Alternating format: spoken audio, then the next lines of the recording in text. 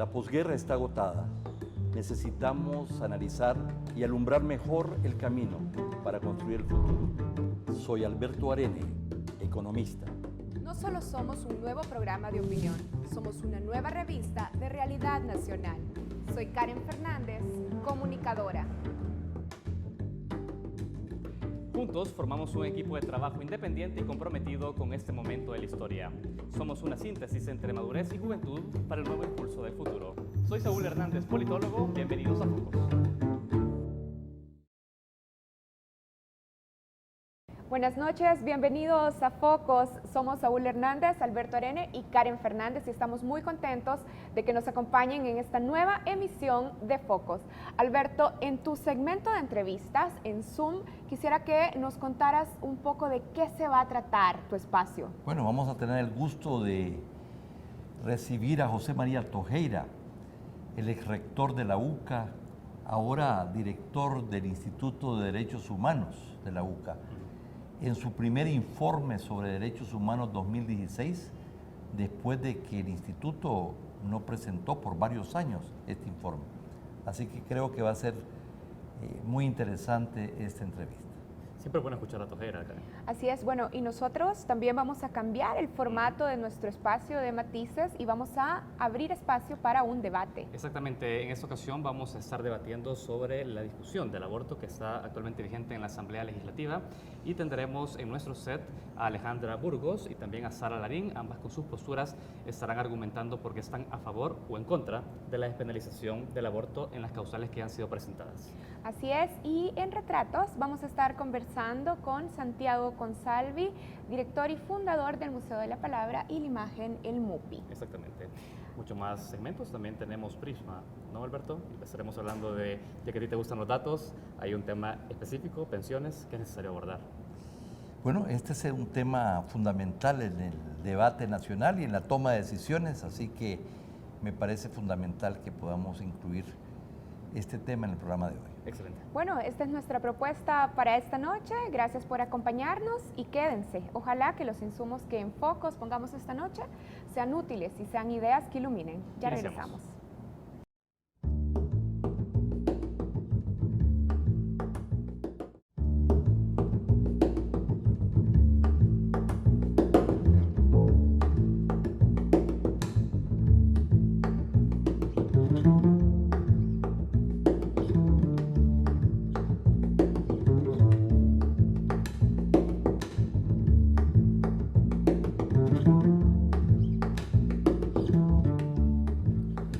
Muy buenas noches, muy bienvenidos a este nuevo programa de Focos y al segmento Zoom.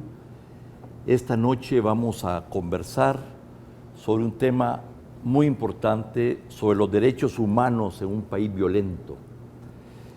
El informe del Instituto de Derechos Humanos 2016 de la Universidad Centroamericana José Simeón Cañas, UCA, es un documento fundamental para analizar, hacer un balance de la situación de los derechos humanos en el 2016, a 25 años precisamente de los acuerdos de paz.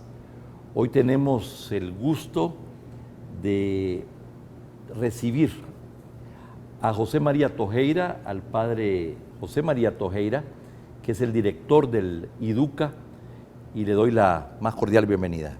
Gracias, Alberto. Encantado de estar aquí contigo y con tu audiencia. El padre Tojeira, Chema Tojeira, fue provincial de los jesuitas desde 1988 hasta 1995.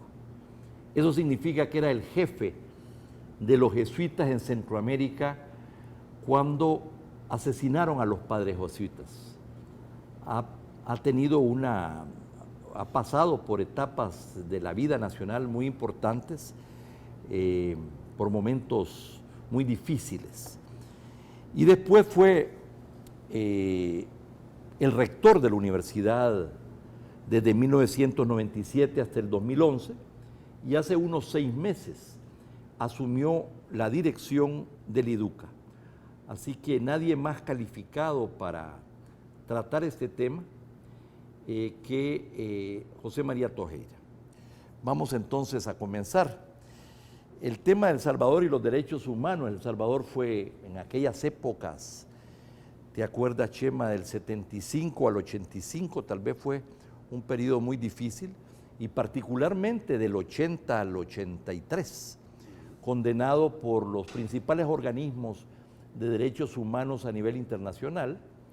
Estamos hablando del análisis, del juicio sobre la acción del Estado. Y muchas personas tal vez no son del todo conscientes de que los derechos humanos y el cumplimiento, el respeto a los derechos humanos es lo que caracteriza las sociedades democráticas, las sociedades civilizadas, las sociedades más humanas. Por eso es que este es un tema fundamental para El Salvador, y entiendo que los informes de derechos humanos del IDUCA se suspendieron en los últimos años y que ahora este es el primer informe después de algunos años. Coméntanos. Sí.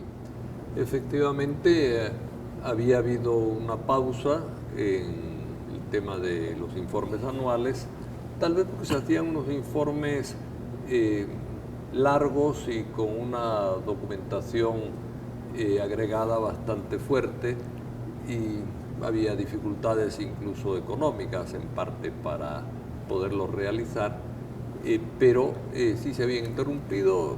Vimos la necesidad de volver a sacar un informe anual que fuera más esquemático, más breve, más legible en ese sentido, pero que recorriera los puntos principales donde hay un déficit grave en el campo de los derechos humanos. Y entonces, pues, es el resultado de este primer informe, que, como digo, es un informe breve, pero que trata de entrar en temas importantes, algunos de ellos descuidados también y olvidados dentro del debate nacional, pero que implican irrespeto a la vida, por ejemplo. Son temas graves en realidad. ¿Cuándo fue el último informe del IDUCA de Derechos Humanos? Pues mira, la verdad, como solo llevo 6 meses en el IDUCA y yo tengo la mala costumbre de interesarme poco por el pasado de las instituciones en las que llego de nuevo, ¿verdad? Entonces, sí, no me acuerdo cuándo fue. Está bien, pero hacen algunos años. Bien, este informe se divide básicamente en 3 partes: los derechos básicos de la vida humana y todo lo que atente contra ella. En segundo lugar, los derechos al bienestar básico de las personas. Y en tercer lugar, los derechos al desarrollo de capacidades y oportunidades. Vamos a centrarnos en este programa sobre todo en el primer aspecto, los derechos básicos de la vida humana, y si podemos vamos a comentar los otros. Comencemos entonces con los primeros, que está muy centrado, Chema, en los derechos básicos de la niñez y la juventud. Y hay un comentario de que hay una mejora desde 1990, tanto en los casos de muerte en el primer año como en la nutrición infantil. Sí, en lo que es todas las campañas de vacunación, atención a los niños, etcétera, en los primeros meses, años, sí ha habido un avance en comparación con lo que venía dándose antes de la guerra y durante la guerra. Ahí sí hubo un avance fuerte. Todavía hay bastante que hacer, digo, porque los índices de muerte en el primer año siguen siendo relativamente altos, no como en el pasado, pero sí, sigue habiendo demasiada muerte en la niñez en el primer año, ¿no? Pero evidentemente sí ha mejorado la cosa, y a nivel de juventud, en otros aspectos, por ejemplo, se ha logrado, diríamos, que la universalización de la primaria. Es decir, yo creo que la atención a la vida del joven y del niño es un tema básico para el desarrollo de cualquier pueblo. También ahí hay todavía grandes déficits, sobre todo en la educación inicial y en el bachillerato. Yo creo que son donde hay las 2 grandes lagunas dentro de la educación, que ese es otro tema ya, el de la educación, pero con respecto a juventud sí limita las posibilidades vitales de los niños y jóvenes. Más de 15 niños por cada 1000 nacidos vivos, en términos de los datos. La nutrición infantil también ha ido mejorando ostensiblemente, más de un 30% desde el 2008. Sí.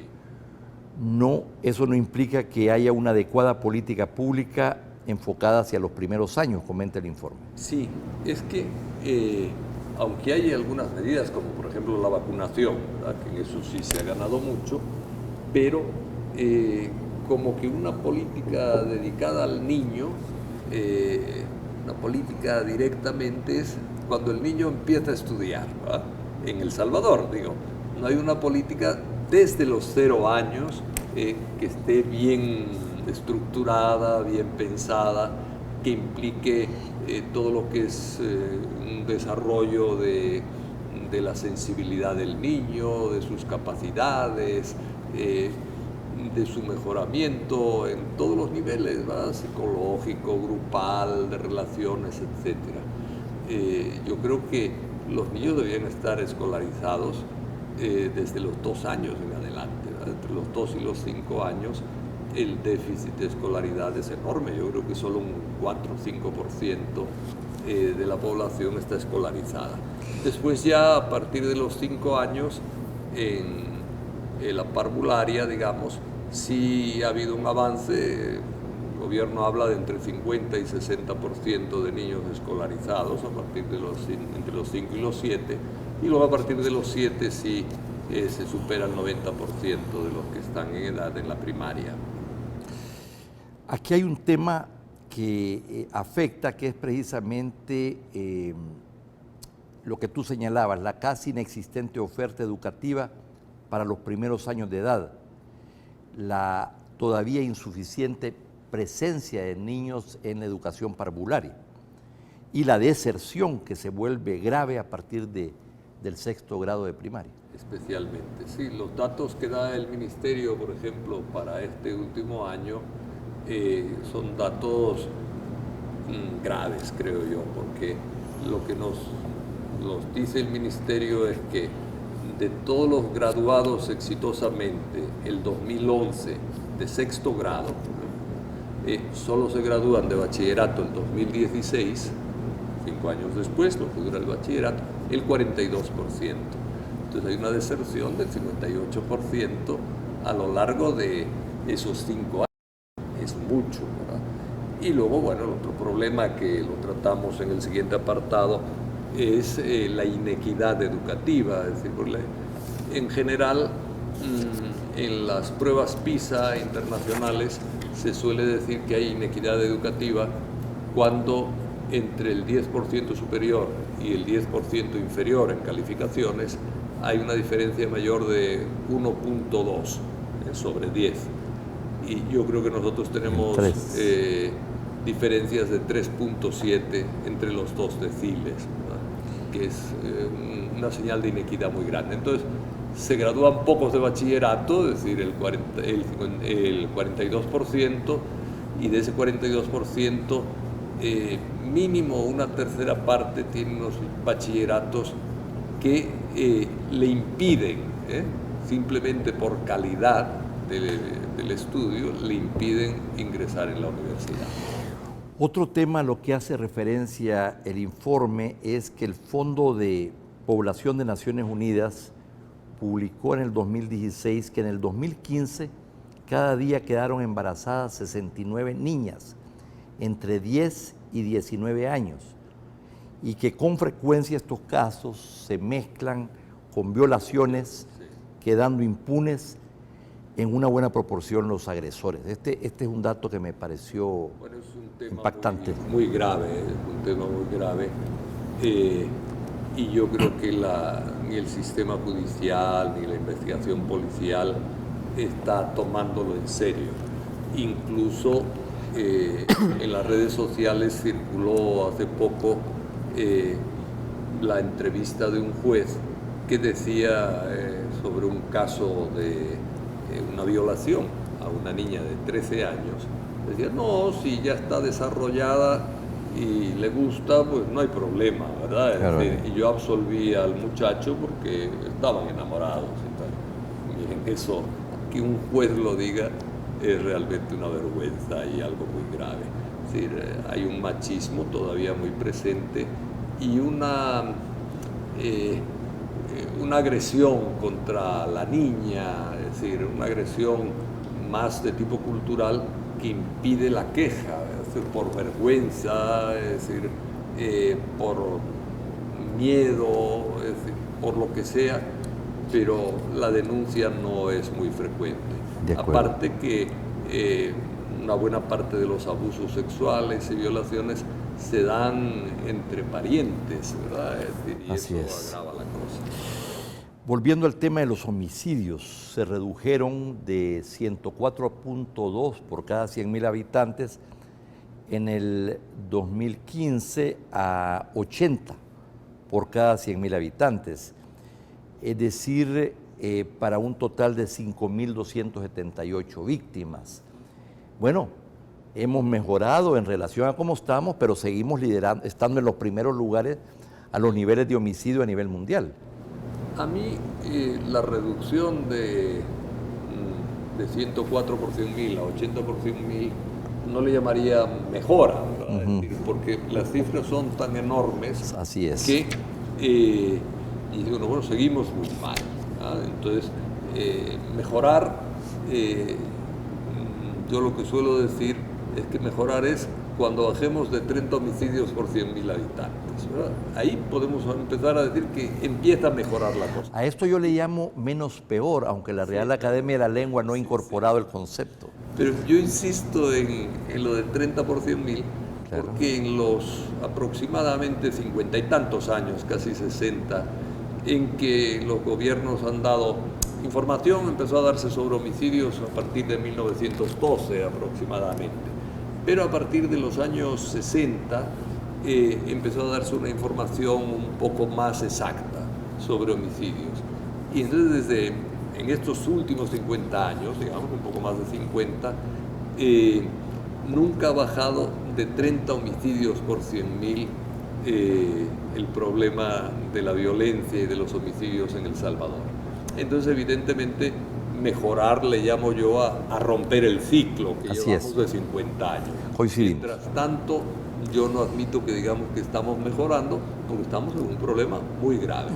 Y mejorar también significa avanzar hasta 10 por 100.000, que es el número de homicidios que nos dice que ya salimos de una epidemia de homicidios, como la cataloga la Organización Panamericana. Hay una referencia explícita a eso en el informe, dice para 6.3 millones de habitantes no deberían de haber más de 630 homicidios al año, y con eso estarías todavía en lo que la Organización Mundial de la Salud considere que es una epidemia social, ¿verdad? Exacto.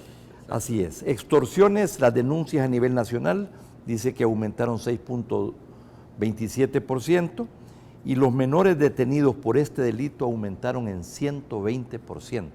Esas son cifras de la Fiscalía. Sí, así es. Yo siento que hay una tendencia exagerada en el país a perseguir a los jóvenes, ¿verdad? Y sobre todo a los jóvenes de estratos sociales humildes o bajos. Es decir, simplemente el joven se vuelve sospechoso muy rápidamente.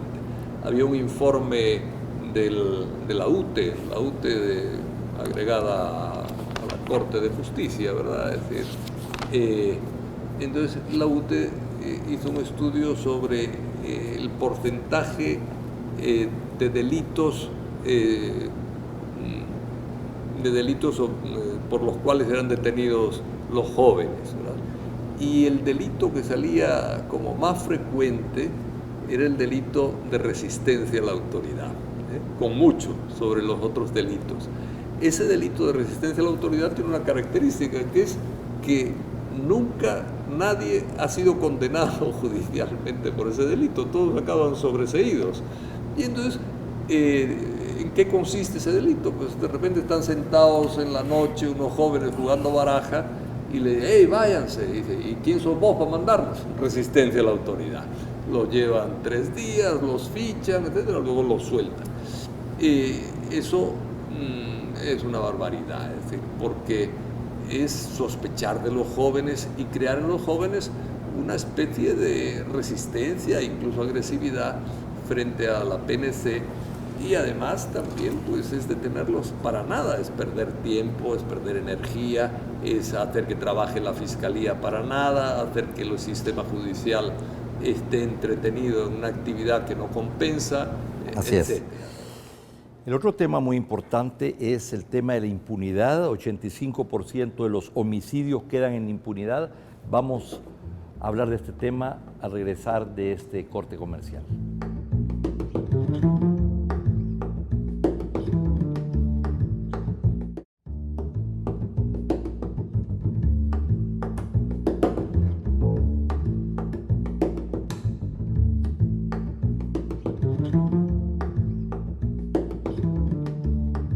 Estamos hablando con José María Tojeira, el director del Instituto de Derechos Humanos de la UCA y DUCA. Y antes del corte introducíamos el tema de la impunidad como otro aspecto fundamental. 85% de los homicidios quedan en impunidad, pero en lo que se refiere a los casos imprescriptibles, considerados delitos de lesa humanidad, cometidos durante la guerra civil, ahí estamos hablando, entiendo, del 100% de los casos. Sí, efectivamente, yo creo que la impunidad es muy clara en la totalidad de los casos prácticamente, ¿verdad? Hubo algunas, yo le llamaría pequeñas condenas, pero que después fueron aliviadas por la ley de amnistía. Estuvo la condena en el caso de las monjas, la condena en el caso de los jesuitas, de algunos de los participantes, el encubrimiento terrible del Estado Mayor, ¿verdad?, que fue el que organizó el asesinato. Pero quitando unos pequeños detalles, uno puede hablar del 100% de impunidad en los casos muy graves de violaciones de derechos humanos del pasado. Pero bueno, Chema, hubo una sentencia de inconstitucionalidad de la ley de amnistía de 1993 que fue dada en julio del 2016 y dice el informe que no ha generado ninguna acción de la Fiscalía General de la República a pesar de haberse denunciado 80 casos presentados como delitos de lesa humanidad. ¿Cuál es tu explicación para esta aparente contradicción? Bueno, ha habido unos pequeños avances. Uno, que el caso del Mozote se ha reabierto, ¿verdad? Es un avance. Y también que se ha creado una unidad especial, muy pequeñita, pero una unidad especial en la Fiscalía para enfrentar estos casos. Están empezando todavía ahora. Pero realmente de los casos presentados, sí, no hay todavía ninguna resolución, ni inicio, ni nada, ¿verdad? Es decir, realmente ha habido una parálisis absoluta o casi absoluta, desde julio del 2016 hasta el presente. Es cierto también que la Sala de lo Constitucional indicaba a la Asamblea Legislativa que emitiera algún tipo de legislación tendiente a que se pudiera llevar a juicio los crímenes del pasado a través de lo que hoy llamamos la justicia transicional. Y la Asamblea no ha hecho nada. Nosotros pensamos presentarle a la Asamblea en este mes de marzo unos lineamientos de por dónde debería ir una ley de justicia transicional para el país. Creo que lo vamos a hacer en torno al 20, un poquito después del 20 de marzo. Estamos ya preparando el informe, pero sí creemos que eso es importante. Por lo menos para introducir el concepto, se trata de llegar a la verdad, que haya arrepentimiento, para que entonces pueda haber perdón. ¿Podrías desarrollar un poquito el concepto? La justicia transicional, sobre todo desde los años 90, ha empezado a tener fuerza en la mayoría de los países que han sufrido estos desgarros brutales de guerras civiles, guerras sucias, etcétera, ¿verdad? Y efectivamente implican la colaboración con la verdad del victimario, la petición de perdón, el centrarse en la reparación, especialmente moral, de la víctima. En algunos casos es importante una reparación también económico-social, le llamaría yo, no tanto de dar dinero a la víctima, sino de invertir en los lugares donde está la víctima, en desarrollo, salud, educación, etcétera, y implica pues una sanción que evita en lo posible las penas de cárcel, que evita en lo posible. Evidentemente, si alguien no quiere someterse a esa justicia transicional, debe ser llevado a la justicia legal ordinaria y ahí enfrentar pues las posibilidades de que lo condenen o de salir absuelto. O sea, la Compañía de Jesús, los jesuitas, ¿es esto lo que ustedes han planteado respecto al caso de los padres asesinados? Bueno, nosotros desde el principio dimos las pautas de verdad, justicia, perdón, que no conocíamos mucho en aquel entonces sobre justicia transicional, pero nos inspirábamos ya en algunos aspectos de lo sucedido o de lo que sucedió después en Sudáfrica, y impulsábamos realmente eso, que hubiera verdad, que hubiera justicia, es decir, que el Estado reconociera la gravedad de los hechos y hubiera pues palabra diciendo estas personas eran inocentes, una forma de reparación, y ustedes han cometido un asesinato, un crimen horrendo, es decir, que quedara claro, y después sí mecanismos, decíamos nosotros en aquel entonces, de indulto, ¿verdad? Pero en la justicia transicional ya ese tipo de indulto va como incluido, ¿verdad? Ya. Bueno, esta sentencia de inconstitucionalidad de la ley de amnistía de 1993, que fue dada en julio del 2016, pues no ha generado ninguna acción de la Fiscalía. Está el sistema judicial con lo que es, pero el informe hace una referencia, y yo diría, tiene una línea que yo consideraría dura, lapidaria, que dice: el discurso gubernamental respecto a estos crímenes rehúye la palabra justicia. Esa es la impresión que tenemos. Bueno, no solo la impresión, es que realmente no se le oye decir mucho a los representantes del gobierno que debe haber justicia, ¿verdad? Es decir, la palabra justicia, se habla de reparación, se habla de reconciliación, pero la palabra justicia prácticamente no aparece. Y yo creo que la justicia es inevitable, aunque sea justicia transicional, como le llamamos, que es una justicia no tan centrada en el castigo del victimario, sino más en la reparación de la víctima, pero que también al victimario le dice lo que hay que decirle, ¿verdad? Que ha cometido un grave crimen. Y puede haber también algún tipo de sanciones, como trabajos sociales que se deben hacer, puede haber otro tipo de sanción, inhabilitaciones políticas, por ejemplo. Es decir, bueno, son otro tipo de sanciones distintas de las cárceles, pero que son sanciones, es decir, que implican también la parte sancionatoria de la justicia. Pero tú crees que, si más allá de un tema de principios, ¿no?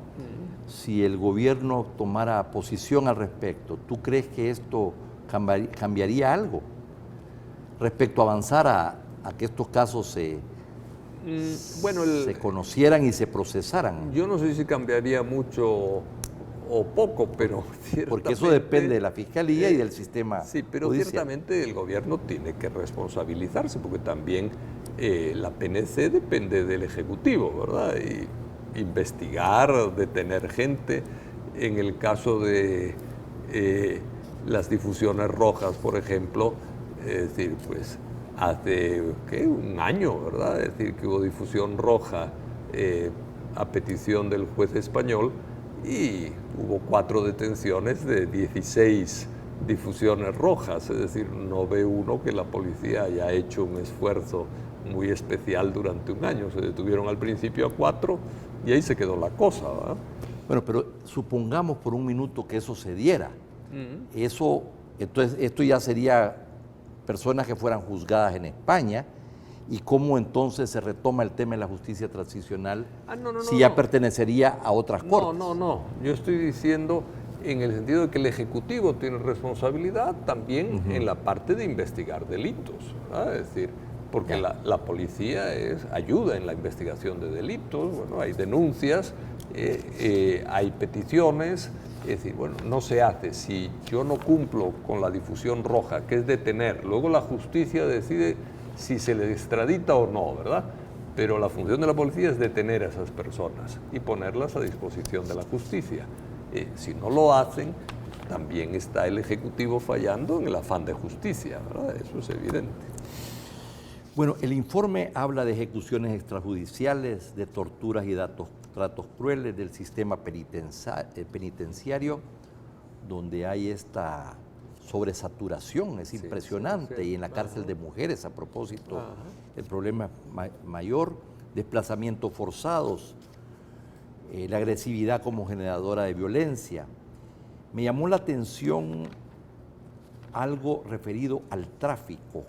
Me gustaría que comentara, porque las cifras son increíbles. Sí. Dice, el número de muertes en el tráfico supera en demasía los rangos de epidemia. El número de fallecidos en accidentes de tránsito durante el 2016 suma la cifra de 1.205. Ellos 19 muertos por cada 100.000 habitantes en el lapso de un año, superando ampliamente las cifras que la Organización Panamericana de la Salud propone a la hora de considerar epidémico un factor que produzca muerte. Y es todavía peor el número de lesionados, 9.992. Sí, casi 10.000, sí. Efectivamente, eso nos resulta preocupante porque es vidas que son cegadas, ¿verdad? Y el Estado está al servicio de la persona humana y por tanto de la preservación de la vida, del cuidado de la vida. Entonces hay una obligación del Estado en el campo del tráfico de reducir la muerte, ¿verdad? Es decir, es tremendo, ¿verdad? Eso. Y también yo creo que hay una responsabilidad del ciudadano de cuidar el tráfico, ¿verdad? Es decir, pues el Estado tiene que actuar más en defensa de la vida y los ciudadanos tenemos que tener una mayor responsabilidad porque la conducción en El Salvador tiene una tendencia bastante fuerte a la agresividad, la conducción de vehículos. Entonces ahí sí una...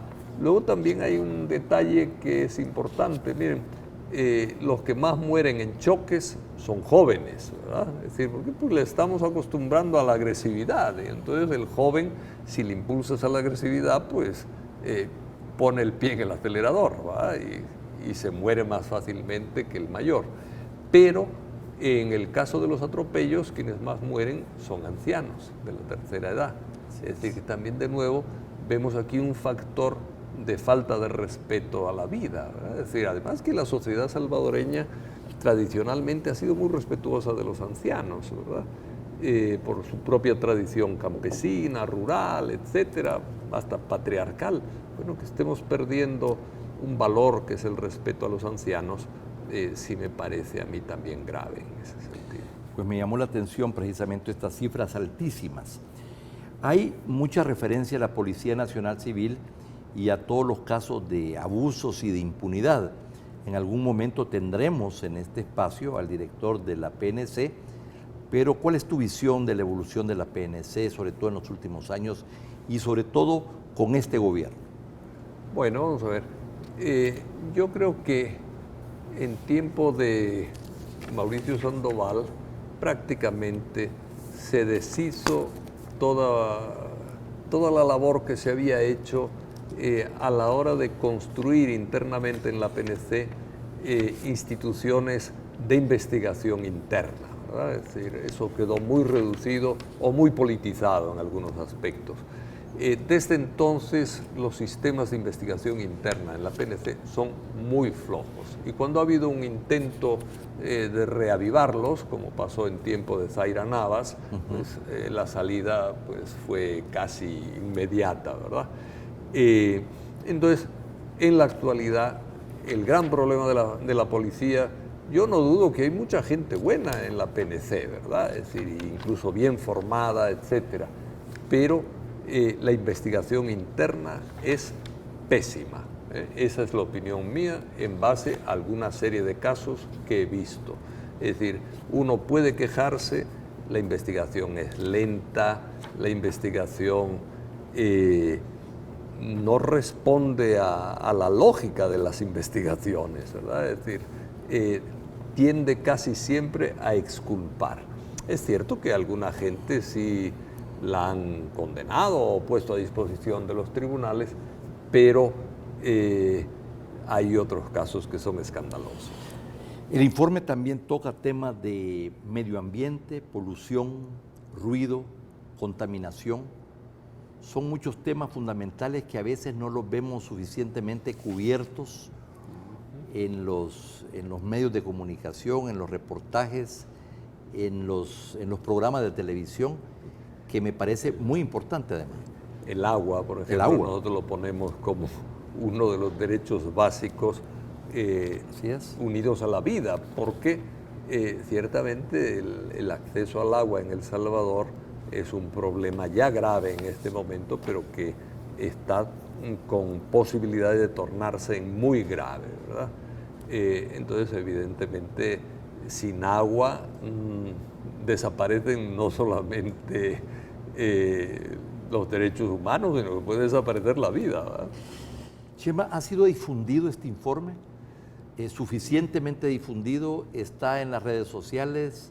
Ustedes presentaron una conferencia de prensa informándolo. Sí. A mí me parece muy importante que este informe se conozca y se pueda estudiar y discutir más. Bueno, yo creo que ha salido suficientemente, ¿verdad? Es decir, yo creo que se había perdido en el país la costumbre de hacer informes de derechos humanos, ¿verdad? Ciertamente FESPAD hizo un informe de derechos humanos, pero yo siento que no se le dio la publicidad que merecía. El Servicio Social Pasionista ha hecho un informe de derechos humanos, sobre todo centrando muchos de los datos en la zona donde ellos operan, ¿verdad? Que es en la zona de Sacamil, etcétera. Ahí han hecho como una información más de base, ¿verdad? Entrevistando gente, etcétera, que es muy interesante también, pero tal vez no han tenido la adecuada difusión. Bueno. Se ha perdido un poco esa tradición que yo creo que es importante retomar. Es muy importante y vamos a esperar el del año próximo. Y quería pues agradecerte, Chema, el que nos hayas acompañado. No, encantado, Alberto, de estar con ustedes aquí en este programa, además, nuevo y novedoso. Muchas gracias y muchas gracias a usted, estimado televidente.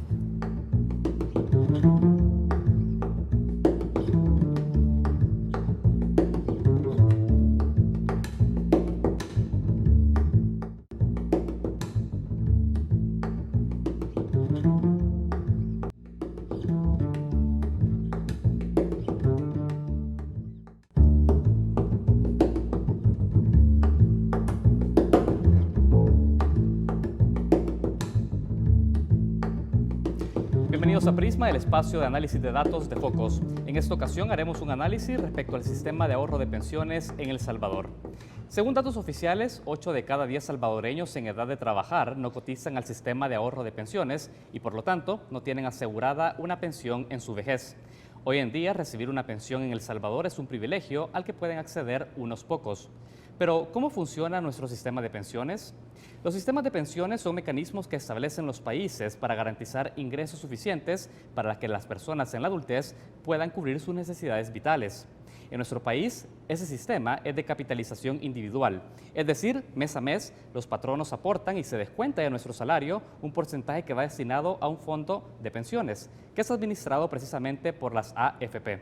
Este fondo alcanzó en noviembre del 2006 la suma de 9.295.8 millones de dólares.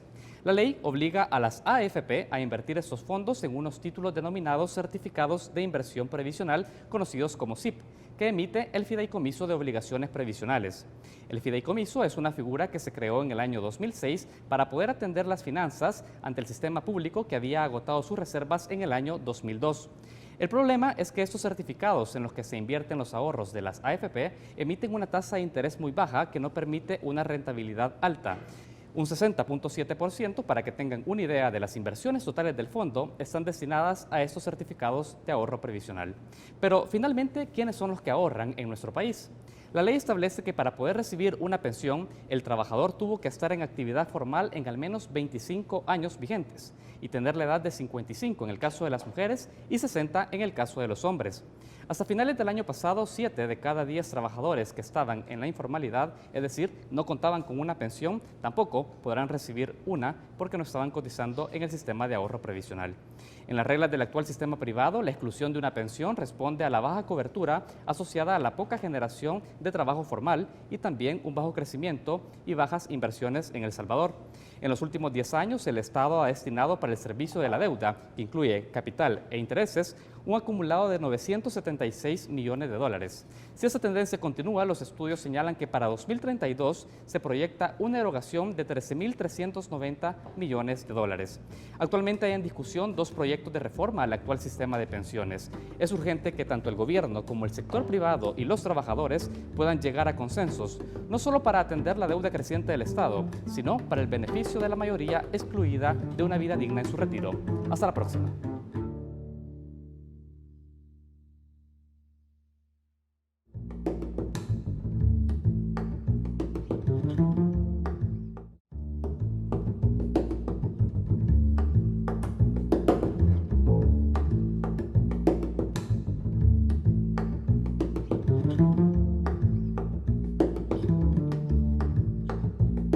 Buenas noches, Saúl. Hoy hemos cambiado el formato de entrevista de Matices y lo hemos cambiado por un formato de debate. ¿Y por qué? Bueno, porque el tema de esta noche es un debate sobre el aborto, permitir o castigar. Nos hacemos esa pregunta. Y hemos escogido un formato de debate porque creemos que sobre este tema es muy importante contrastar y exponer posturas, pero también estamos convencidos de que es importante hacerlo en un marco de respeto y tolerancia. Exactamente, Karen, buenas noches y estamos ya en Matices. Y no solo por eso también, Karen, porque en la Asamblea Legislativa se encuentra vigente la discusión. Recordemos que en octubre del 2016 la diputada Lorena Peña del FMLN presentó una pieza de correspondencia para despenalizar el aborto bajo 4 causales que estaban vigentes hasta la reforma al Código Penal en 1998. Estas se tratan, Karen, cuando la vida de la madre está en riesgo ante una complicación médica, cuando es producto de una violación o trata de personas, cuando existe una malformación del feto y es inviable su vida extrauterina, y también cuando es caso de violación o estupro contra menores de edad. Claro, y yo creo que también es importante mencionar que también el año pasado el diputado de Arena, Ricardo Velázquez Parker, presentó una propuesta de reforma al Código Penal que pretende elevar las penas por el delito de aborto. Su propuesta es que estas penas sean elevadas a prisión de entre 30 y 50 años, pero también la propuesta del diputado Velázquez Parker incluye penas para los delitos de venta de abortivos, de medicamentos, y también para aquellos que provoquen un aborto, incluso si incluye consentimiento de la madre.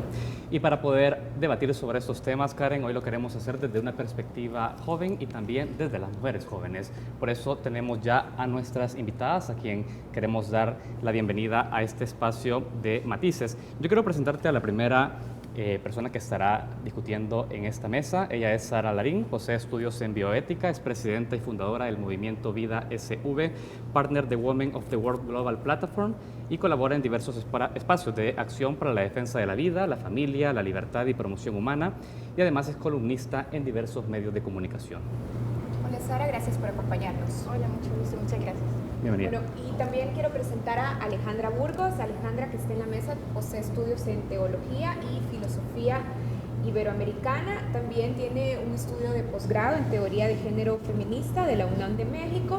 Es activista y defensora de derechos humanos. También es columnista y panelista en diversos espacios de medios de comunicación y actualmente es coordinadora de la Red Salvadoreña de Defensoras de Derechos Humanos. Hola Alejandra, gracias por acompañarnos. Buenas noches, Karen. Buenas noches, Saúl. Qué gusto estar con ustedes esta noche. Bienvenidas a ambas y vamos a empezar este debate. Alejandra, para ti la primera pregunta. La Constitución de nuestro país reconoce a la persona humana desde el momento de la concepción. Eso lo establece la Constitución y por lo tanto está sujeta a derechos. Yo quiero saber desde tu punto de vista, ¿a partir de qué momento debe reconocerse el ser humano? Bueno, creo que efectivamente, como tú lo has dicho, el artículo 1 de nuestra Constitución reconoce la vida desde el momento de la concepción.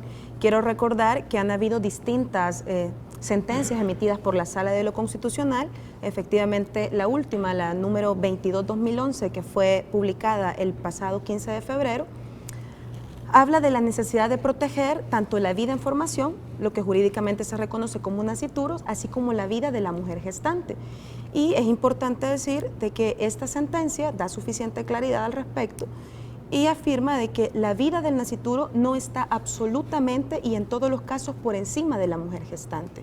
Creo que es importante destacar esta última sentencia de la Sala de lo Constitucional y recordar la sentencia 1898, que también fue emitida por la Sala de lo Constitucional y que dice que es la Asamblea Legislativa, todos los partidos, los que tienen el deber y tienen, digamos, la responsabilidad de legislar y resolver este conflicto y esta colisión de derechos que se presenta en ese sentido. Creo que es bastante difícil decir, Saúl, en qué momento empieza la vida. Creo que ni siquiera los estudios en biomédica han dado una respuesta al respecto y todavía se está discutiendo sobre ello. Es decir, que desde tu postura no hay un señalamiento respecto a que la Constitución defina al ser humano desde el momento de la concepción. No es que tengas un cuestionamiento respecto a esto. Creo que efectivamente, tal así como está el artículo 1 de la Constitución, no invalida todo proceso de reforma que se haga al Código Penal. Muy bien. Alejandra, pero ¿en qué momento dirías que debe reconocerse como sujeto de derechos a el ser humano? ¿En qué momento se adquiere ese reconocimiento como sujeto de derechos que deben defenderse? Porque también por ahí se empieza a construir el equilibrio con respecto a los derechos de la mujer, también de la madre. Creo que el debate efectivamente no está en cuándo empieza la vida, sino el debate está en cuánto se reconoce como una vida jurídica y una sujeta de derechos. En ese sentido, hay una sentencia de la Corte Interamericana de Derechos Humanos, expresamente la sentencia Artavia Murillo, que es un caso de Costa Rica, que dice que la vida debe de ser protegida como un bien jurídico en un sentido progresivo. En ese sentido, la reforma presentada, la reforma 4 causales, de lo que habla es de poder interrumpir el embarazo cuando éste esté hablando de un proceso que sea anterior a las 12 semanas. En este momento, según los estudios neurológicos y biomédicos, es a partir de que se forma el sistema nervioso en el cual ya se puede considerar esta como una vida sujeta de derechos. Creo que efectivamente pues ambas vidas deben de ser protegidas, pero hay casos en los que lamentablemente no es posible poder salvar esas dos vidas. Sara, ¿cuál es el argumento que desde tu punto de vista respalda que el ser humano debe ser considerado como tal, sujeto de derechos desde el momento de la concepción? Bueno, Alejandra menciona la biomédica, pero yo te menciono la embriología. Es una ciencia dedicada específicamente a eso, a investigar desde qué momento se puede considerar ser vivo a una persona de la especie humana y cuáles son los procesos biológicos donde el científico puede determinar a través de la objetividad que esa persona es reconocida como un ser vivo. Nosotros como Movimiento Pro Vida sabemos que el ser humano es sujeto de derechos desde la concepción, porque el simple hecho de ser un ser vivo con el genoma humano te hace sujeto de derechos. ¿Dónde han conocido ustedes a una persona que sea humana, que sea persona, pero que no tenga derechos humanos? Entonces, desde ese punto de vista, también celebramos la sentencia de la Sala de lo Constitucional, que se da justamente en un ambiente político muy polarizado, donde la derecha pretende aumentar las condenas para la mujer de 50 años y donde la izquierda pretende arbitrariamente arrebatarle la vida a un ser vivo reconocido en nuestra Constitución. Esta sentencia, de hecho, nosotros como movimiento teníamos toda la intención de presentar la misma denuncia que hizo este demandante de la sociedad civil, que lo hizo por buena voluntad, y que por eso puedo decir de que la causa por la vida es una causa de todos los seres humanos. Era que había una incoherencia entre el artículo 72 del Código Civil con el artículo 1 de la Constitución, porque el artículo 72 del Código Civil dice que se obtienen derechos después de que se ha tenido un parto y después de que el niño se separa de la madre. Ese artículo quedó tácitamente derogado cuando el artículo de la Constitución dice de que la persona es reconocida desde la concepción. Ahora, Sara, hay una duda que surge en torno a esta definiciones, a esa serie de definiciones, porque Alguien se pregunta cuál es la diferencia entre una fecundación y una concepción, porque eso también lo señala la Sala de lo Constitucional como un elemento a tener en cuenta dentro del debate. ¿Hay una diferencia entre ambos desde ese punto de vista? Sí, realmente significan lo mismo. La diferencia es que el término concepción es acuñado desde la religiosidad, es un término religioso. En cambio, la fecundación es un término científico, biológico. Entonces, si tú hablas con un experto en bioética, un experto en embriología, ellos no te van a hablar del término concepción, te van a hablar del término fecundación, pero básicamente es lo mismo, desde que se une el óvulo de la madre con el espermatozoide y se juntan y cada uno tiene 23 cromosomas y luego forman 46 y con eso ya se puede decir que es un miembro de la especie humana, porque tiene genoma humano, o sea, ya tiene todo un código genético único que define cómo van a ser sus características físicas y genéticas el resto de su vida, si va a padecer alguna enfermedad, si va a ser bajito, cuáles van a ser los colores de sus ojos, están determinadas todas las características biológicas de ese ser desde ese instante, y por eso se dice que desde ese momento se reconoce a una persona como ser humano. Bien, entonces lo que tenemos sobre esta primera ronda de preguntas, desde el punto de vista de Alejandra, se trata de un proceso, vamos a decir, hay un tema de progresión, también citabas algunas sentencias que ilustran este asunto de la progresión en el embarazo, y en el caso de Sara estaba diciendo, bueno, a partir de la fecundación hay que reconocer a un ser humano.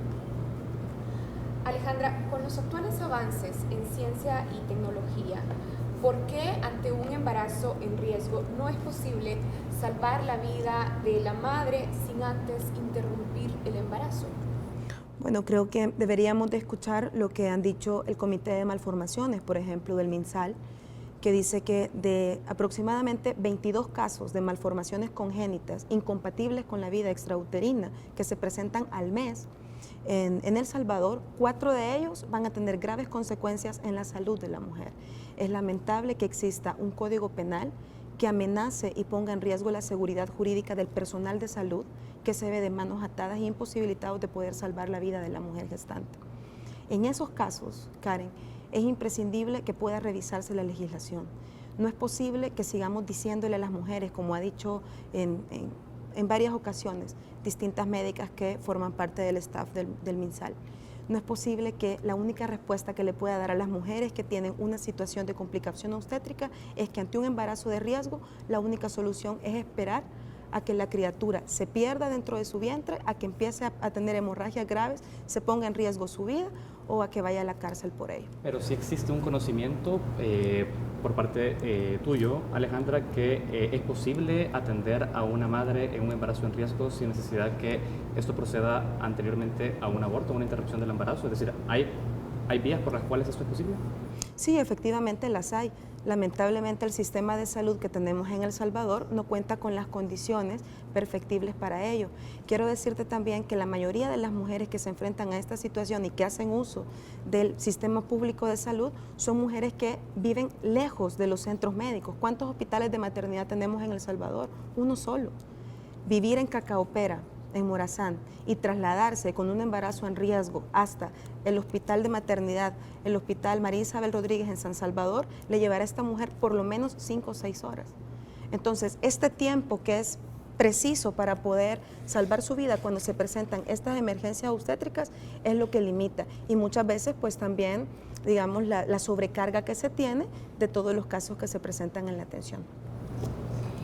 Sara, ¿estás de acuerdo, por ejemplo, que cuando se diagnostique un embarazo, vamos a decir, por ejemplo, un embarazo ectópico, es decir, cuando el feto se aloja fuera del útero, y además hay que decir que se trata de embarazos potencialmente mortales, la madre pueda abortar para salvar su vida?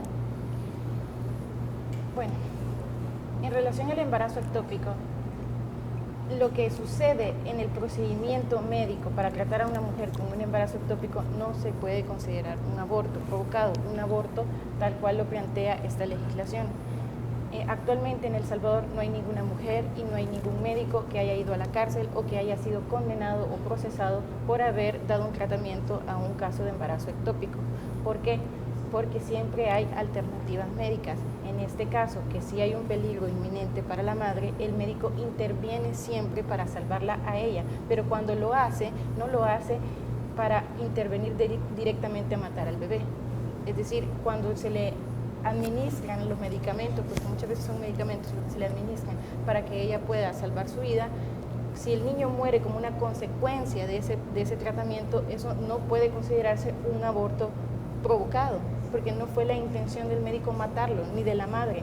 Entonces, mi planteamiento, yo no soy médico, entonces me parece un poco espinoso que tanto Ale como yo tengamos que dar respuestas ante casos médicos. Lo que sí te puedo decir es de que como no hay casos de médicos y mujeres presas, entonces ¿para qué despenalizar el aborto cuando realmente este caso en específico no tiene ninguna relación causal con la ley del aborto?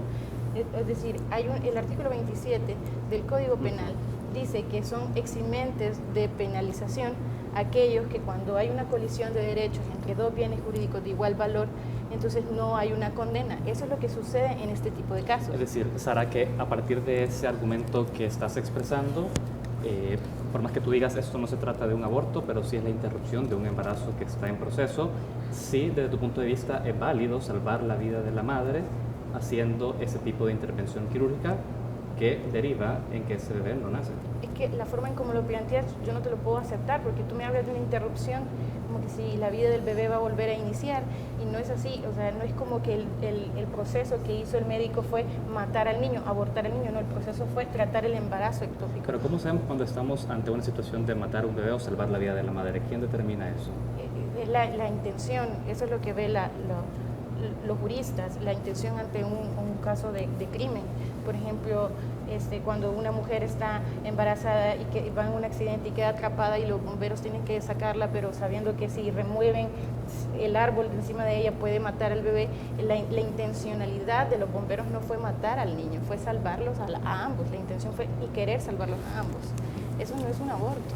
Bien, explico. Hablemos de otras emergencias obstétricas. Me gustaría pedirle a Alejandra también que hablemos de otras emergencias obstétricas que entiendo son otras condiciones más allá también del embarazo ectópico que se discuten y en las que ustedes piden que se considere la despenalización del aborto. Bueno, quisiera referirme al embarazo ectópico. Yo sí he conocido de casos de mujeres que han tenido que esperar hasta llegar a los 8 o 9 de embarazo, que han tenido hemorragias graves, y hasta entonces el médico puede aplicar el artículo 27 que ha mencionado la joven panelista. Efectivamente, creo que es altamente riesgoso esperar hasta ese momento en el cual esté en alto riesgo la vida de la mujer gestante para poder intervenirle. En ese caso, creo que ningún embarazo es un embarazo fácil, todos los embarazos son embarazos de riesgo desde el momento que se empieza a gestar, pero hay momentos en los cuales estas emergencias obstétricas que se presentan son ajenas a la intencionalidad. La realidad es que hay casi 147 mujeres que en los últimos 17 años han enfrentado distintos procesos penales con distintas tipificaciones del delito, pero que se han enfrentado a un montón de penas y a un montón de circunstancias en las cuales han visto amenazada su vida, y las respuestas que han tenido son respuestas criminalizadoras. Y para referirme al tema de salud, hay 63 mujeres que han perdido la vida en el último año, según el MinSal, precisamente por una complicación obstétrica. Esto significa, y creo, que con el hecho de que una mujer haya perdido la vida en estas circunstancias, deberían de haber reformas y deberían de... ¿Qué tipo de complicaciones obstétricas estamos hablando para tenerlas? Puede ser un embarazo ectópico, puede ser una malformación incompatible con la vida extrauterina, pueden ser cardiopatías, pueden ser procesos de cáncer, es decir, distintas circunstancias en las cuales precisamente por la legislación actual el personal médico se ve imposibilitado de actuar por el temor que también tienen a ser procesados. Muy bien. Alejandra, ¿consideras que hay situaciones en las que el aborto no tiene que ser permitido? Considero que hay circunstancias en las cuales en este momento se está debatiendo. Creo que el debate no es aborto sí o aborto no, sino aborto en qué casos. Y creo que como teóloga me veo bajo la responsabilidad de decir, no podría decir siempre hay que abortar o nunca hay que abortar. Tenemos que revisar los casos. Y ante un conflicto ético como este es que tenemos que revisar.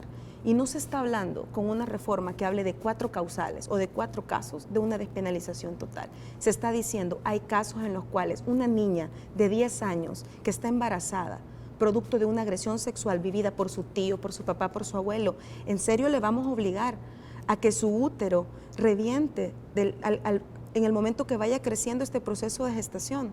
Vamos a obligarle a una niña que ha sido víctima de trata a que lleve a término un embarazo producto de esta circunstancia.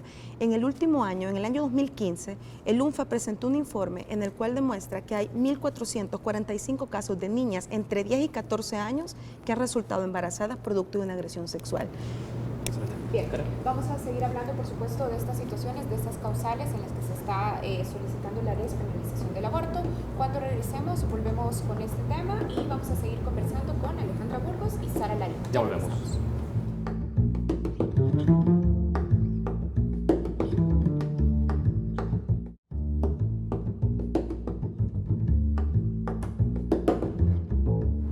Estamos de regreso en Matices. Esta noche tenemos sobre la mesa el tema del aborto.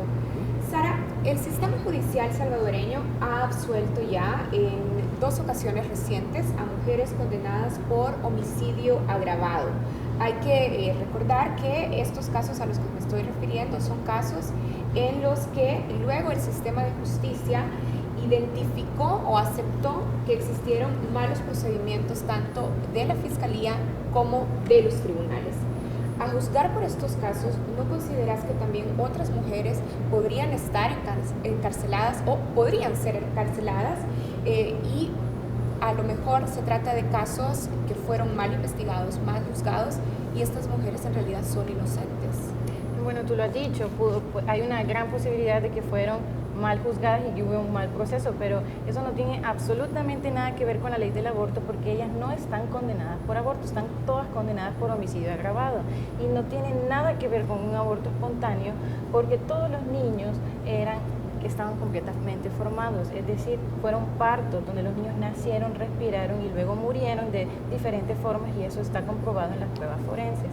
Yo no entiendo cómo pretenden ampararse en estos 17 casos para luego decir de que se tiene que despenalizar el aborto si realmente no hay ninguna relación causal con la ley del aborto. El lobby pro aborto insiste en mentir, en decir de que sí tiene relación porque fueron procesadas todas por aborto y después se les cambió la tipificación del delito, pero eso no es cierto. En todo momento siempre se les acusó de homicidio porque los niños nacieron y vivieron. Además, si ustedes revisan todas las sentencias que están a disposición en el internet, ustedes pueden ver las fotos de los niños de cómo fueron asesinados. Todos fueron apedrados, acuchillados y asfixiados. Es ridículo plantear un aborto espontáneo en esos casos, porque un aborto espontáneo natural surge en el primer trimestre del embarazo. Pero en los casos de María Teresa Rivera y Sonia Tábora, que han sido absueltas, ya se ha establecido de que el proceso de investigación tuvo serios vacíos y sesgos también. Pero ¿cuál es la solución cuando hay un error judicial? ¿Es despenalizar una ley que protege la vida de un ser humano reconocido constitucionalmente o es mejorar los procesos judiciales? Es así como lo planteaba Ale Burgos, decía, sí, hay soluciones para los casos de embarazo en riesgo, pero no hay acceso a los servicios de salud pública, las mujeres son pobres, tienen que caminar cuántos kilómetros para ir a un punto de salud. Entonces, ¿cuál es la solución ética y digna que la sociedad debe buscar para este tipo de cosas? Es dar acceso a los servicios de salud obstétrica inmediata. ¿Qué pasa? La ministra de Salud propone legalizar el aborto cuando aquí no se puede ni tratar el dengue, cuando aquí la gente no tiene ni camas para poder dormir en los hospitales o no hay respiradores para que la gente pueda sobrevivir ante un caso crítico. Es decir, no se están buscando las soluciones dignas que las familias y las mujeres que tienen un embarazo en dificultad se merecen. Entonces, ante esta situación, si una mujer fue procesada injustamente, la solución es mejorar los procesos judiciales, no cambiar la ley que penaliza el aborto, porque en todo caso no tiene ninguna relación con esa ley, esos casos. Excelente. Sara, yo tengo que pasar a cuestionar también a Alejandra, porque uno de los aspectos que se conocen en muchos de esos casos que llegan a los tribunales después de ser llevados por la Fiscalía, es que muchas de esas mujeres han tenido un aborto espontáneo en su casa, en algún espacio donde no hay presencia de otros testigos, en algunos casos, o de personal médico que pueda atender esa situación. Y la pregunta es, ¿cómo se distingue que realmente hubo un aborto espontáneo y no un homicidio agravado, como es el caso que Sara está mencionando? Bueno, yo me quisiera referir justamente al miedo, porque Karen hacía una referencia a eso. Y creo que es importante pensar, yo he recibido algunas llamadas y mensajes de mujeres, ¿verdad?, salvadoreñas, que me han dicho, ¿sabes qué? Yo fui a un hospital con una apendicitis, iba sangrando, y el personal médico creyó que lo que yo había hecho era practicarme un aborto. La reforma 4 causales no busca otra regulación más allá de lo que la Organización Mundial de la Salud reconoce como aborto inducido, en los 4 casos que hemos mencionado anteriormente. Somos únicamente del 3% de países en el mundo que no tienen una legislación para salvar la vida y la salud de las mujeres. En esos casos, Saúl, pues es al personal médico al que le toca determinar, pero le toca determinar amparándose en los protocolos y amparándose también en la seguridad jurídica que esto determina. He recibido también llamadas y mensajes de personal médico que me ha dicho, vino una muchacha con una fuerte hemorragia y tenía presión de otras personas, no siempre personal médico, pero de otras personas para que la denunciara. Entonces creo que es importante pensar en esas circunstancias. Ahora, hay un tema, porque el doctor que atiende esa situación, según el Código Penal, tendría también que estar sujeto a no caer, según lo que se ha establecido hoy por hoy en el Código Penal, a atender un aborto, porque entonces estaría contribuyendo a esto que está considerado como un delito actualmente en el país, pero también es el secreto médico, profesional. ¿Cómo se concilian estas dos posturas? Porque hay una legislación penal vigente y también es el secreto médico. Sí, creo que es importante recordar el secreto profesional, que muchas veces han habido representantes, ¿verdad? Que no siempre es el personal médico que atiende, sino otras personas las que ponen la denuncia. Hay casos como los que ustedes han mencionado, en los cuales la única testigo es, pareciera que en casos como estos, en los cuales hay una mujer que tiene puede ser una emergencia obstétrica, puede ser un parto extrahospitalario sin atención médica, pueden ser distintas circunstancias, pero al encontrarse esta mujer en soledad, teniendo ya sea esta complicación o este parto extrahospitalario, siempre prima el sesgo.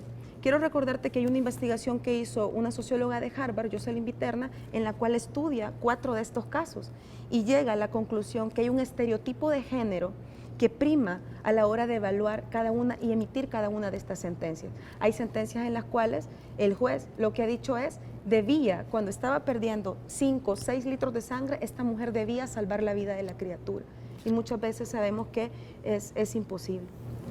Sara, quiero hablar también de otra de las causales. Ya estuvimos hablando de la salud de la madre, riesgos de enfermedad, pero también quiero hablar de otra de las causales, que es la que se refiere específicamente a permitir abortos cuando se trate de violaciones o cuando se trate de estupro o trata de personas.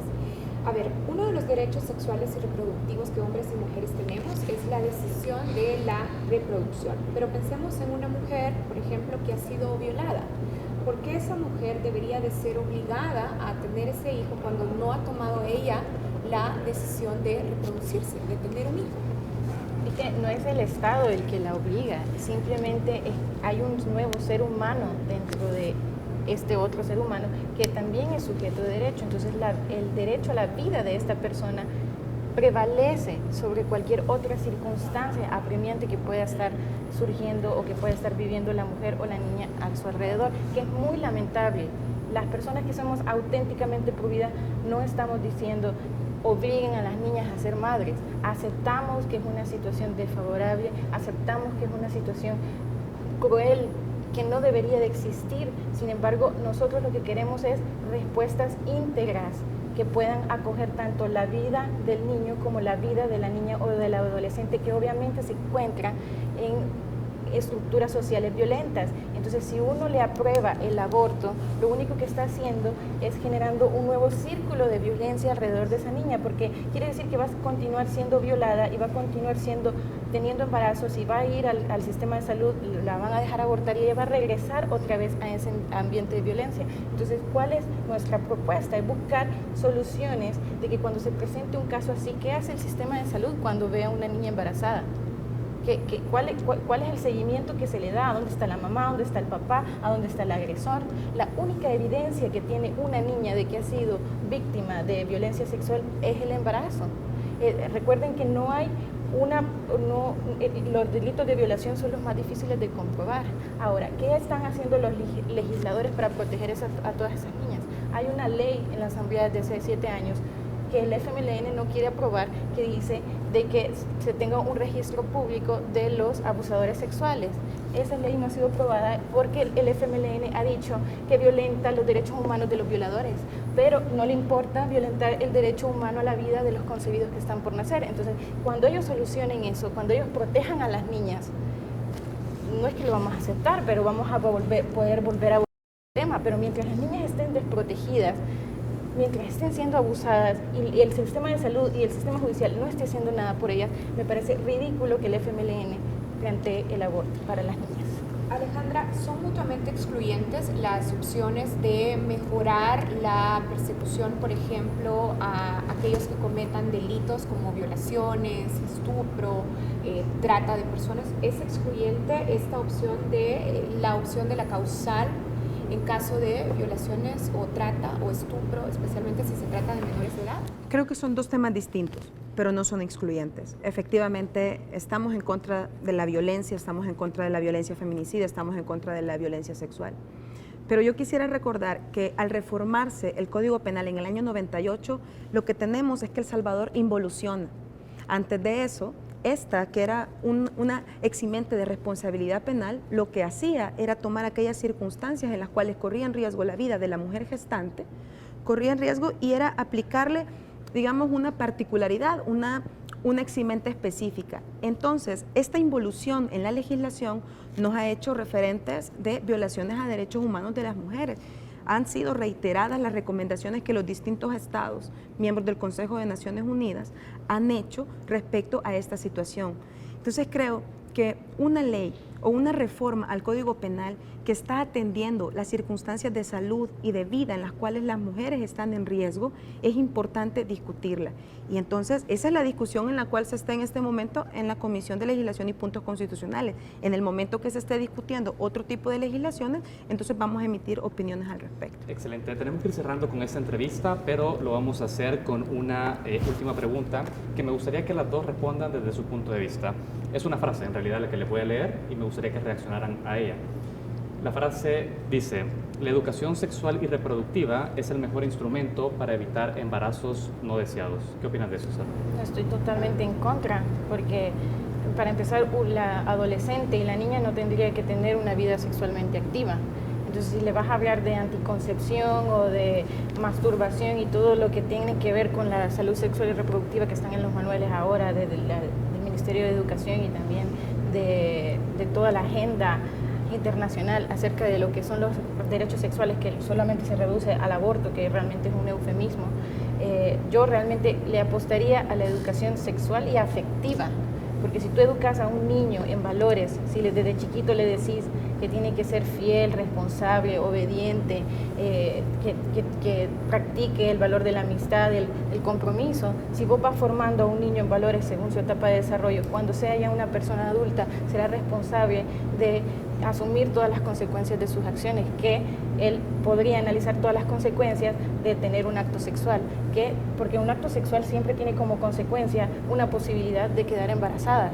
En cambio, la salud sexual reproductiva, el término que utilizan las Naciones Unidas y todas estas ONGs a favor del aborto, se refiere únicamente a dar técnicas sobre cómo evitar un embarazo a través de anticoncepción que daña el cuerpo de la mujer o a través de los abortos que lo utilizan como un anticonceptivo.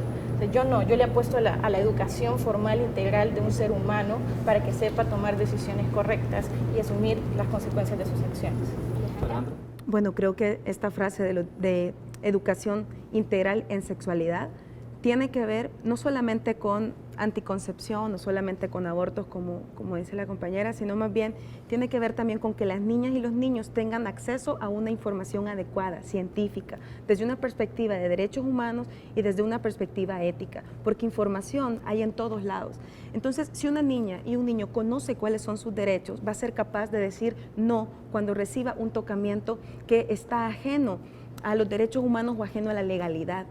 Un niño o una niña que conoce sus derechos va a poder denunciar a quien le agreda sexualmente, porque muchas de las circunstancias de las cuales estamos hablando podrían ser evitables si tuviéramos educación integral en sexualidad desde las edades tempranas. Excelente. Karen, yo Una frase quisiera- más para también Sí. que puedan reaccionar nuestras invitadas. A ver, ¿qué opinan de esta frase? ¿Es más fácil abortar para una mujer con dinero que para una mujer que no tiene recursos? Sara. Yo creo que es limitado reducir el debate a sobre ricos y pobres. La verdad es que independientemente de quién lo haga, una mujer rica o una mujer pobre, el aborto es un crimen contra un ser humano que tiene valor para toda la sociedad, independientemente en las circunstancias en las que haya sido concebido, si es deseado o no. No importa si es rica o pobre, lo importante aquí es recordar que el derecho a la vida debe prevalecer sobre cualquier otra circunstancia. Muy bien, brevemente. Creo que Monseñor Romero decía que la justicia era como la serpiente, solo muerde quien está descalzo. Y efectivamente, no tenemos ni un solo caso de una mujer que haya ido a un hospital privado y haya enfrentado una circunstancia de criminalización por eso. Y es lamentable. Perdón que me interrumpa, pero no hay ninguna mujer presa por haber abortado, por la condena de aborto. Todas las que ustedes presentan son de homicidio agravado.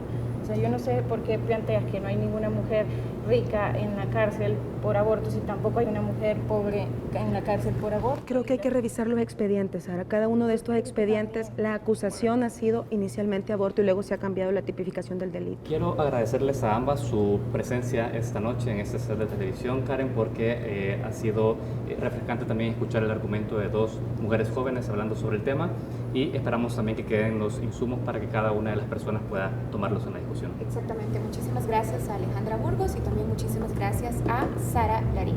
Nosotros hacemos una pausa y ya regresamos con más de Focos. Ya volvemos.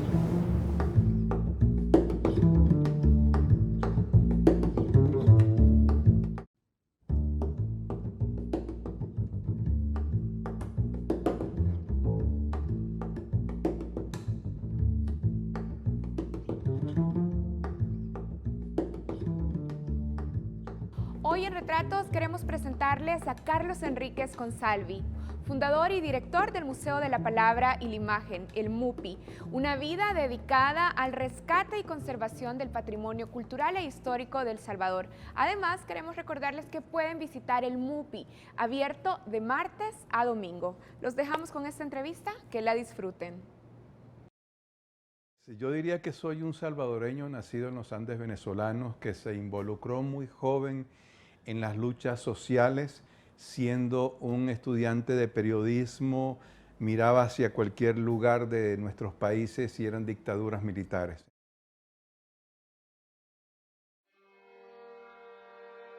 Entonces yo pertenezco a una generación de comunicadores que tuvimos que dejar la universidad para incorporarnos a las luchas sociales para cambiar esas realidades que habíamos visto, o sea, dictaduras militares que no permitían la libre expresión ni elecciones. Y entonces yo me incorporo muy joven, primero en Nicaragua. Llego a Nicaragua en 1972 con un pequeño grupo de estudiantes venezolanos que fueron a auxiliar a los damnificados del terremoto. Estando en Managua, en esa ciudad que no existía, y participo en la construcción de medios de comunicación, radio, barricada, y estando cumpliendo una misión en el confín de la costa atlántica nicaragüense, recibo la información de la muerte de Monseñor Romero. Y eso me hace mirar la atención hacia El Salvador y coincidencias de la vida, inmediatamente consigo contactos con la insurgencia salvadoreña y en una semana armamos mi viaje a El Salvador con la misión de fundar la radio Venceremos en las montañas de Morazán, donde estuve, como ya sabes, 11 años en ese gigantesco estudio, teniendo el cielo como techo. Estando 11 años en las montañas de Morazán, conocí la historia del país, tuve contacto con los ecos de 1932, conocí más de la poesía de Roque Dalton, de la literatura de Salarrué, y fundamentalmente lo que me ató más a este país fue haber convivido con una población campesina en el norte de Morazán con altos valores éticos y morales que me enseñaron el valor de media tortilla luego de 3 días sin comer. Y bueno, luego en la posguerra fundé esto que tenemos acá, que es el Museo de la Palabra y la Imagen, que es un rincón de la memoria que guarda los principales o uno de los principales archivos de la literatura, la historia cultural, la historia política del país, con lo cual se están nutriendo focos y con lo cual se nutren documentalistas, cineastas, periodistas. Es decir, el museo tiene la memoria viva del país a través de fotos, documentos, películas. Y para rematar ese nudo de amores, bueno, tengo un hijo salvadoreño, Camilo, mi gran amigo, un gran joven cineasta que a sus 18 años ya está haciendo documentales. Y bueno, y la historia del país me tiene aquí amarrado y atado. Era una respuesta a una necesidad de un país que salía de una guerra, un país fragmentado, con una identidad también fragmentada y manipulada. Y entonces con un equipo de jóvenes nos dimos la tarea de rescatar lo que el Estado no le interesó en rescatar, ¿verdad? Que es el patrimonio nacional que está allí en estos archivos que ha rescatado el museo, archivos de Salarrué, parte de archivos de Roque Dalton, personajes como archivos sobre Prudencia Ayala, Matilde Elena López, en fin, la intrahistoria que había sido ignorada por la historia oficial es la que nosotros trabajamos y lo hacemos trabajando con miles de jóvenes. El museo permanece inundado de jóvenes con los cuales trabajamos fortaleciendo ciudadanía, fortaleciendo valores, fortaleciendo identidad y memoria. ¿Qué significa ser salvadoreño? Monseñor Romero nos lo decía. Ser salvadoreño es amar intensamente este país, conocer su historia, conocer sus raíces culturales. Ya lo dijo Monseñor Romero y yo estoy de acuerdo. Y para amar las cosas hay que conocerlas íntimamente. Si tú no amas tu país, si tú no conoces la historia del país, poco puedes hacer en el campo de la ecología o de la construcción de ciudadanía.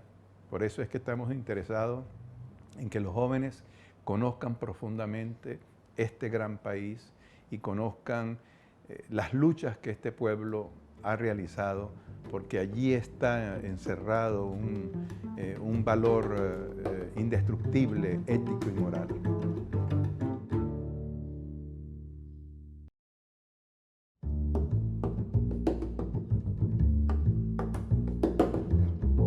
Queremos agradecer su sintonía esta noche con Focos. Hemos discutido sobre diversos temas muy interesantes que esperamos hayan servido también para que ustedes se formen un criterio respecto a las distintas agendas que se discuten en el país. A mí me agradó mucho las invitadas que ustedes tuvieron. Focos es una iniciativa para abrir precisamente los espacios a aquellos que no los han tenido y particularmente a mujeres, jóvenes, profesionales que tienen mucho que decir sobre diversos temas y esto se confirmó esta noche. Bueno, y si ustedes quieren ver nuevamente este segmento de entrevista al que se estaba refiriendo Alberto Matices o cualquier segmento de Focos, pueden verlo en nuestras redes sociales. Estamos en Facebook, en Twitter y también en YouTube y ahí pueden buscar las reproducciones del programa. Búsquenos como Focos Oficial o Focos TV. Gracias por acompañarnos y los esperamos la próxima semana. Hasta el próximo domingo. Buenas noches.